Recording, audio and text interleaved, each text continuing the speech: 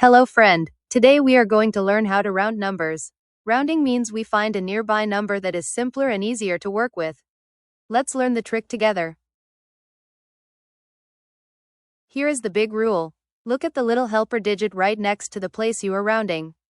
If that helper digit is 0, 1, 2, 3, or 4, we round down. If it is 5, 6, 7, 8, or 9, we round up. Easy peasy.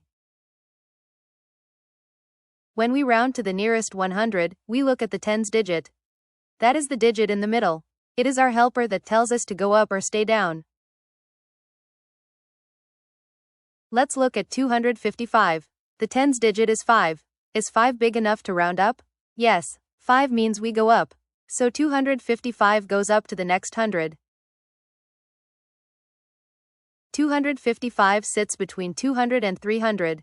Since the tens digit is 5, we go up to 300. That is our answer. Now let's look at 925. The tens digit is 2. Is 2 big enough to round up? No, 2 is small, so we round down and stay at the same 100. 925 sits between 900 and 1000. Since the tens digit is only 2, we stay down at 900. Nice job. Let's look at 431. The tens digit is 3. That is less than 5, so we round down and stay at the same 100.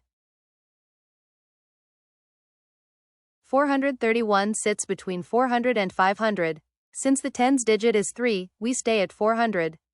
Great work. Now let's round to the nearest 10. This time, we look at the ones digit. That is the very last digit on the right. It is our new helper. Let's look at 63. The ones digit is 3. That is less than 5, so we round down and stay at the same 10. 63 sits between 60 and 70. Since the ones digit is 3, we stay at 60. Easy. Now let's look at 135. The ones digit is 5. Remember our rule? 5 means we go up. 135 sits between 130 and 140. Since the ones digit is 5, we go up to 140. You got it. Last one, let's look at 908. The ones digit is 8. That is way bigger than 5, so we round up to the next 10. 908 sits between 900 and 910. Since the ones digit is 8, we go up to 910. Awesome. Here are all our answers. You did such a wonderful job. Remember the trick. Look at the helper digit. If it is 5 or more, go up. If it is 4 or less, stay down. You are a rounding star.